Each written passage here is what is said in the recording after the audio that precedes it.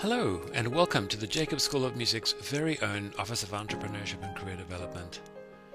My name is Alain Barker and today I'm going to get you organized and ready to handle images for print and the web. It might be useful for me to take you through a few principles. We'll then talk briefly about your technology needs and how to organize your files. And once we're through the demonstration, I'll mention a few online resources that can be really helpful as you develop your own images. If you're collecting images to help showcase your work, it's a good idea to think of how they all look together, how they synchronize so that your messages are clear, inspiring, and impactful. I'll show you how this is done in a moment, even with one image cropped for various uses.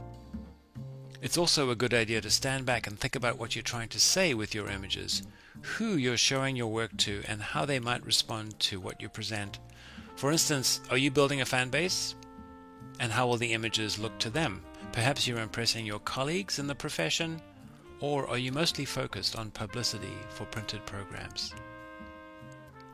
Two really important things to remember: capture everything you can, recitals, masterclasses, presentations, etc. You'll be amazed at how valuable these photos can become. Second, keep all of your great images in an organized folder and make sure that they are at the highest possible resolution. If someone's taking photos for you, always ask them for the original files, not reduced size images. That way you can repurpose your images for multiple uses. Oh, and always remember to not overwrite any of the images in your collection. The best way to stop this from happening is to make copies of all of your files in production folders before you start your work. So, what are the basic tech needs for manipulation of images? We like to suggest working on a PC or Mac for this, not a tablet or iPad. It's a good idea to have a fast hard drive. These days it's become more affordable to have a solid state drive, which speeds up your work. You'll love it if you have lots of RAM, which is your computer's main memory, and a fast video card. If you need to know more about this aspect of preparations, feel free to contact us in the OECD for help. Oh, also be sure to back up your files in a separate drive or cloud storage service such as Box, Dropbox, or Google Drive. Okay, enough of that. Let's get to the photos. We'll start with the difference between print and web images. Print images need to be prepared at a relatively higher resolution to web images, and there's just one main thing that you'll need to remember about the difference.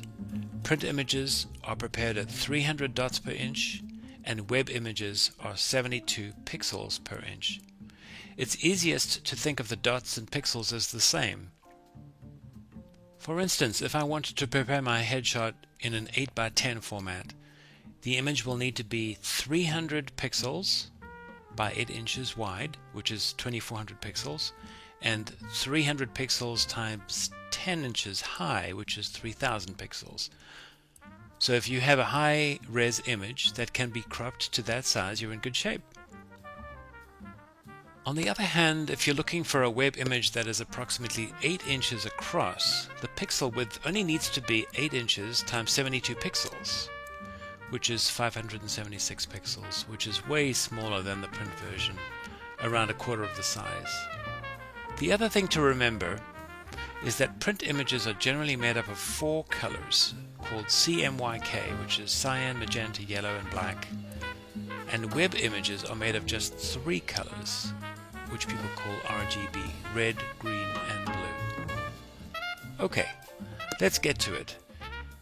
Here's an original image direct from the camera that was taken at a nice high resolution of 5000 pixels. That gives us lots of room to maneuver. Let's first prepare it for print in Photoshop by opening the copy of the original that we saved. Remember to never edit the original image. You always want to keep those untouched. By going to the Image menu, we'll first check the mode to make sure that it's in CMYK or convert the file if necessary. Then, in the same menu, we'll play a little with the lighting and contrast to optimize the way it looks. Next, we'll go to the crop control and type in the size and resolution of the headshot. Let's see, 8 inches by 10 inches at 300 pixels per inch.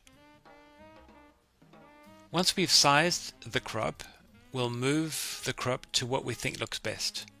By clicking on the Move tool, we'll activate the crop and voila, we have an image that can be saved for print.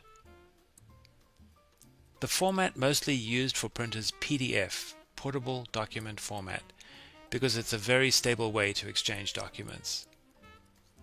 We'll give it a name that we can remember and save it to the folder we'll also remember. Okay, let's focus on web images now for the remainder of this presentation.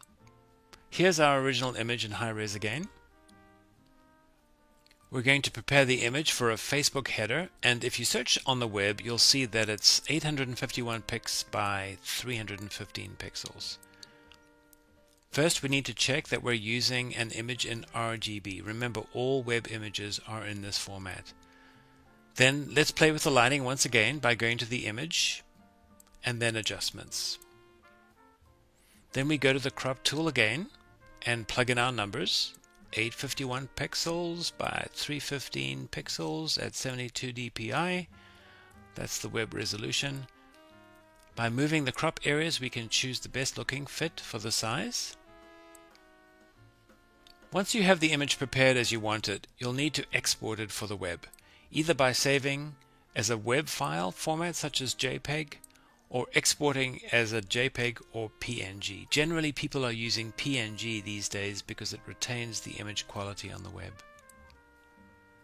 Now that you've prepared the image for the Facebook header, you're in a position to open images, manipulate them, and save them for any other applications such as YouTube, LinkedIn, Instagram, etc. You'll also need to get used to preparing both horizontal images and vertical ones. That means thinking of the original images as well. Always ask your friends to take both horizontal and vertical images of you in performance or teaching or whatever it is that you need. Okay, let's touch on resources for a sec.